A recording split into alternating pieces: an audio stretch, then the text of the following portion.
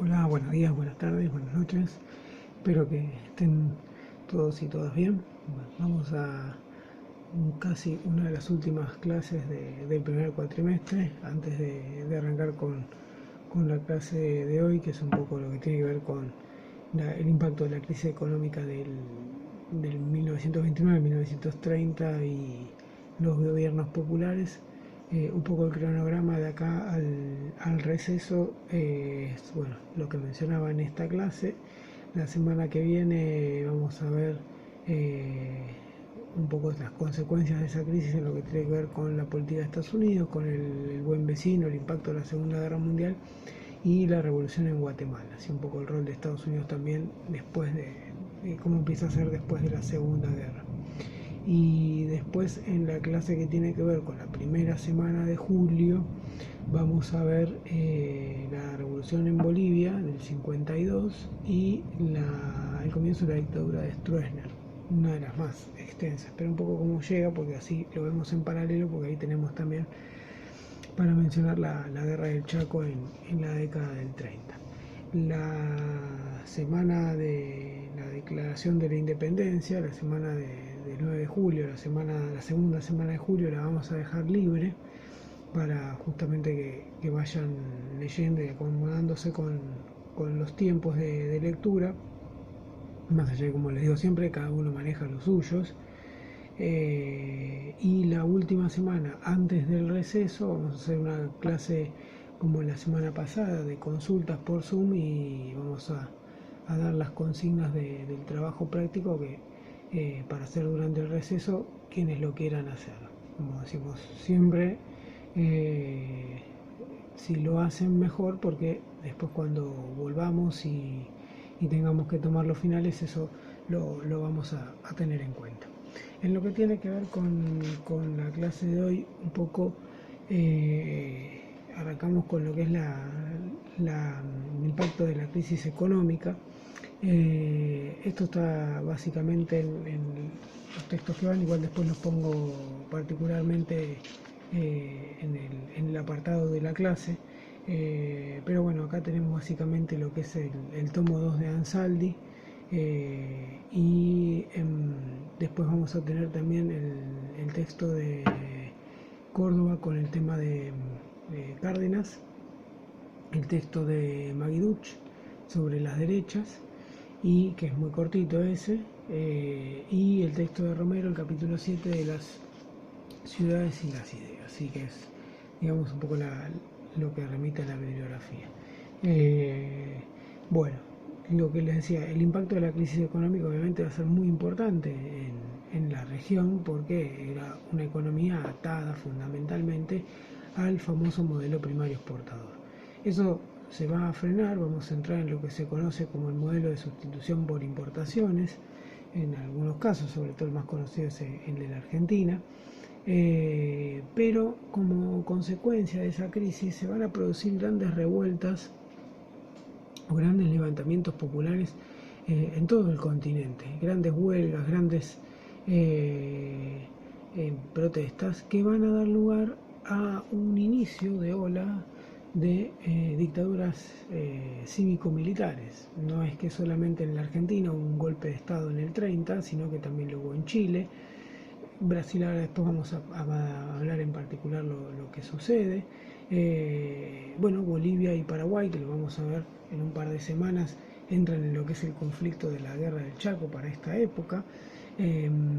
Centroamérica también entra en una oleada de dictaduras que se van a extender por muchísimo tiempo, como el caso de los Somoza en Nicaragua. Piensen que vamos a estar ahí, es la que va a dar lugar esta crisis va a dar lugar en parte a la revuelta de Sandino, y así se va a dar en varios lados. Bueno, en Venezuela todavía estaba Gómez, así que eso no iba a cambiar en mucho. Pero vamos a tener gobiernos populares, como por ejemplo el caso de Chile, que va a ser una experiencia muy, muy breve, que es el gobierno de Marmaduke Grove, que intentó instalar una república socialista en Chile, y bueno, duró 15 días. Yo siempre utilizo como referencia de esta época un poco lo que es la gran huelga y el levantamiento en El Salvador, que termina con la dictadura, con la implementación de una dictadura y un asesinato en masa a los trabajadores salvadoreños, movimiento encabezado por Farabundo Martí. ¿Sí? A partir de ahí después se va a tomar el nombre de lo que es el Frente de Liberación Farabundo Martí. Farabundo Martí, digamos que es contemporáneo de Sandino en Nicaragua, que también es como les digo, contemporáneos de esa época, pero la gran diferencia es que Sandino era un campesino y digamos que luchaba por la reforma agraria, un poco digamos retoma lo que es el ideal del zapatismo en México. Enfrenta obviamente a los Estados Unidos, pero el caso de Farabundo Martí es diferente porque Farabundo Martí funda lo que es el Partido Comunista en El Salvador. ¿Sí? O sea que el impacto de la crisis económica en un continente exportador obviamente va a ser muy importante, porque vamos a tener aumento de la desocupación, de la desigualdad, de problemas de vivienda, de salud. Sí, o sea, pensemos que el poder, como decimos hace un par de clases, está concentrado en la clase terrateniente. Y acá también no es menor, porque va a ser una de las consecuencias de esta crisis, va a ser el surgimiento de los gobiernos populares. Ahí tenemos el texto de Ansaldi puntualmente, que toma varias definiciones sobre los gobiernos populares. Hace un análisis bastante interesante. A mí me gusta decir gobiernos populares, no populismo. Populismo me suena más un término despectivo y ligado a los sectores más conservadores. Entonces me gusta hablar más de gobiernos populares. Y en ese recorrido que hace Ansaldi menciona varias cosas que acá tengo anotadas para tener en cuenta. Dice, en América Latina hubo estados de compromiso social, estados protectores, estados populistas, estados intervencionistas, ¿sí? Y aparece un nuevo concepto teórico, plantea él, que es justamente el estado populista, o el estado ligado a lo popular. Y es interesante esto porque justamente es el que va a articular, va a intermediar entre la burguesía, entre los sectores de la burguesía industrial, que empezaba a hacerse un poquito más fuerte en esta época, y los sectores trabajadores. Hablamos del movimiento obrero urbano y también de lo rural, porque en un punto lo que van a buscar siempre es la conformación de una sola central obrera. Los casos más referentes de estos gobiernos populares son tres: el de Lázaro Cárdenas en México, el de Getúlio Vargas en Brasil, que ahí son diferentes etapas, y el de Juan Domingo Perón acá en la Argentina. A ese lo dejo para que lo vean en Argentina contemporánea, y nosotros nos dedicaremos un poco más a lo que tiene que ver con México y Brasil. Bueno, como les decía, hay varias definiciones que toma Ansaldi, ustedes ya las van a ir leyendo, pero yo me quería quedar con un par de definiciones puntuales sobre el tema, y es cuando él hace hincapié a que en los gobiernos populares en América habla de una experiencia histórica significativa, ¿sí? Que se va a dar justamente a partir de la década del 30. Y ese populismo, dice Ansaldi, se apoya en una alianza entre el Estado, la burguesía industrial nacional o local, junto con el proletariado urbano industrial, que en algunos casos, como por ejemplo en México, incorpora a los campesinos, que es un poco lo que yo les planteaba antes. Después menciona a otros autores que justamente también planteaban sobre los gobiernos populares, pero para cerrar un poco lo que es el concepto general, es interesante la definición sociohistórica en general que él hace de los gobiernos populares, sobre todo de los gobiernos populares latinoamericanos que estábamos mencionando. Y él habla de una relación ambigua con el capital extranjero, ¿sí? Atravesado por una ideología nacionalista, fuertemente antiimperialista, pero no anticapitalista. Esto es interesante lo que plantea, y en algunos casos anticomunista o antisocialista. Eso es una definición general, me parece muy descriptiva de lo que es de lo que son los gobiernos populares. Esta relación ambigua justamente con el capital extranjero, esta cosa de decir que soy anticapitalista, pero en realidad estoy dentro del sistema capitalista, de lo que muchas veces también se denomina dentro de lo que es el estado de bienestar. Y fundamentalmente, en algunos casos, quizás en la Argentina es más evidente, en Brasil lo tuvo por épocas, son anticomunistas, antisocialistas, ¿sí? O sea que, ¿por qué? Porque utilizan el nacionalismo y no el internacionalismo. Eso es interesante también de analizar y de debatir. Esto es lo que nos hace perder justamente el no estar en el aula, esos debates que son muy enriquecedores a la hora de analizar estas cuestiones. Por eso el aula es irreemplazable. Y también concentra otras cuestiones, dice Ansaldi, como un líder carismático, un líder de masas, con una imagen muy paternalista. Sí, esto lo vamos a ver sobre todo en el caso de México y de la Argentina. No es que en todos lados se repite de la misma manera. Y con un discurso muy fuerte, muy aplomado. Voy a ver si encuentro y lo subo. El discurso de Lázaro Cárdenas cuando crea Pemex, Petróleos Mexicanos, justamente porque el discurso dirigido hacia los trabajadores, hacia el pueblo, hace que sea parte de esa característica, muy diferente obviamente a lo que nos encontramos en un gobierno de la oligarquía, un gobierno conservador donde el pueblo queda totalmente marginado o dejado de lado. Quizás con la burguesía hay un mix, digamos, entre el dejar al pueblo de lado y no, y en la discusión que se abre también es lo que planteamos antes, si son antisocialistas, anticomunistas, bueno, desde dónde se plantean tanto los gobiernos populares en este caso y cómo se paran también los partidos comunistas y socialistas ante esta situación. Quizás el caso de Argentina es el caso más conocido, pero bueno, como les dije, lo verán en Argentina contemporánea. En el caso de México, el Partido Comunista, digamos que apoya un poco a lo que es Lázaro Cárdenas, y en el caso de Brasil se va rompiendo esa relación.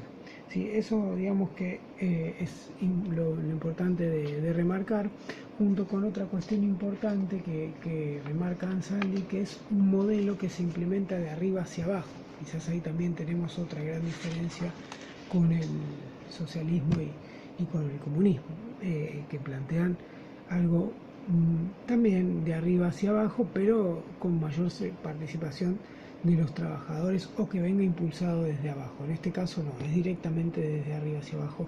Lo plantea de esta manera Ansaldi, y también es interesante de analizar esa característica. Lo que sí son procesos que rompen con el modelo oligárquico y que molestan bastante dentro de lo que es el modelo oligárquico. En el caso puntualmente de Brasil,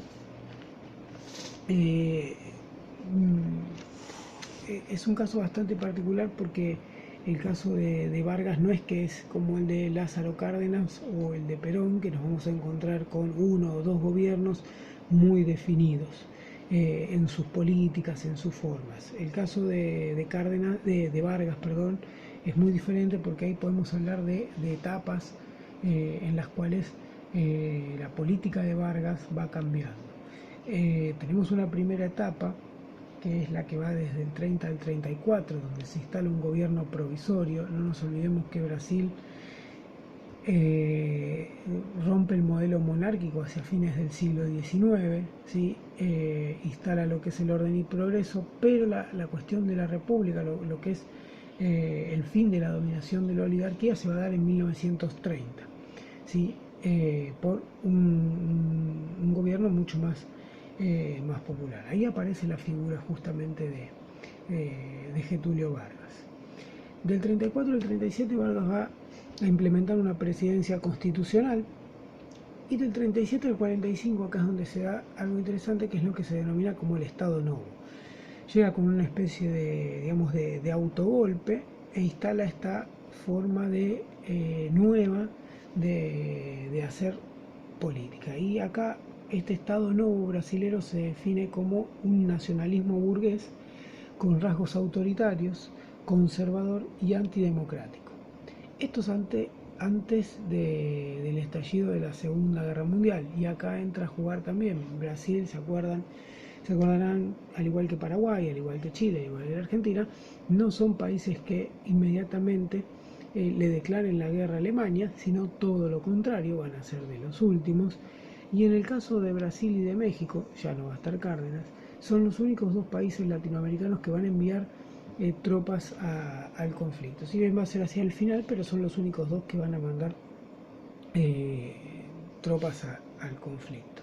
¿Sí? Entonces, esa va a ser la etapa del Estado Nuevo. Después va a venir un golpe de Estado que va a ir del 45 al 51, que es el que va a dar el general Dutra.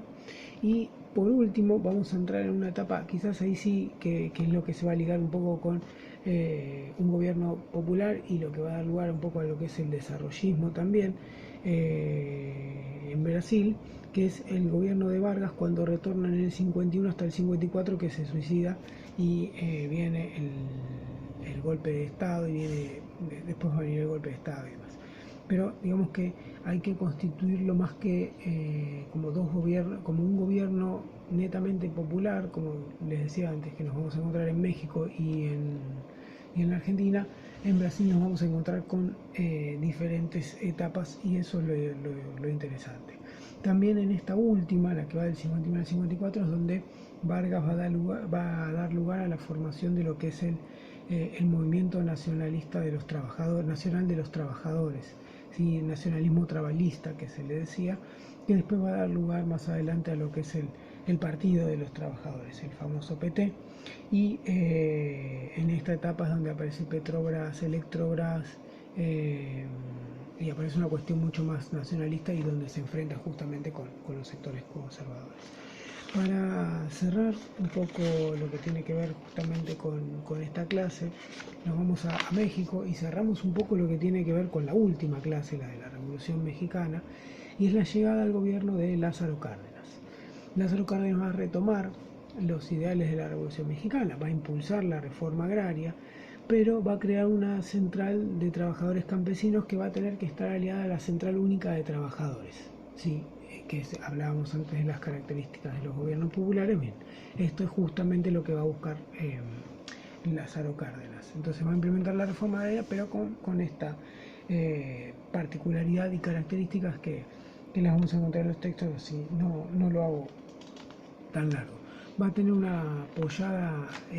apoyo importante a lo que va a ser la República Española, ¿sí? Va a gobernar del 34 al 40, o sea que toma el conflicto de la Guerra Civil Española, va a apoyar y va a recibir, inclusive hay algunas fotos, creo que es en el libro de Maldonado, que hay una foto de Cárdenas con chicos huérfanos que venían de España en el marco de la Guerra Civil Española. Va a impulsar todo lo que es la cuestión cultural, la cuestión educacional, la salud en México, ¿sí? Cosa que hasta ese momento venía bastante estancado, y además, como ya mencioné antes, va a crear Pemex, digamos, Petróleos Mexicanos, que es el emblema hasta hoy del gobierno de Lázaro Cárdenas. También es importante que en algunas empresas se hizo esta cuestión mixta entre público y privado, otra de las características de los gobiernos populares, y también el hecho de crear Pemex lo va a llevar a tener que romper relaciones con Inglaterra, que era el principal inversor petrolero en México. Ahí nos tenemos que ir para atrás, al gobierno Porfirio Díaz, cuando le entrega el petróleo justamente a Inglaterra y no a Estados Unidos. Y va a adherir a la política del buen vecino. Decía antes, México ya no va a ser el gobierno de Lázaro Cárdenas, sino que va a ser el gobierno siguiente, no recuerdo ahora el nombre del presidente, pero sí todas estas políticas que lleva adelante Lázaro Cárdenas entran en retroceso, y va a terminar enviando soldados a la Segunda Guerra Mundial. Si bien me excedí un poco más o menos en los tiempos que quiero manejar en función a estas mini clases virtuales, Espero que haya sido lo más claro posible. En la clase, cuando subo el link, pongo también la bibliografía, que es un poco lo que me pedían que ponga más claramente la semana pasada, así que pongo la bibliografía y nos vemos la semana que viene. Buena semana y a cuidarse mucho porque vienen momentos bastante complicados. Así que saludos y nos vemos.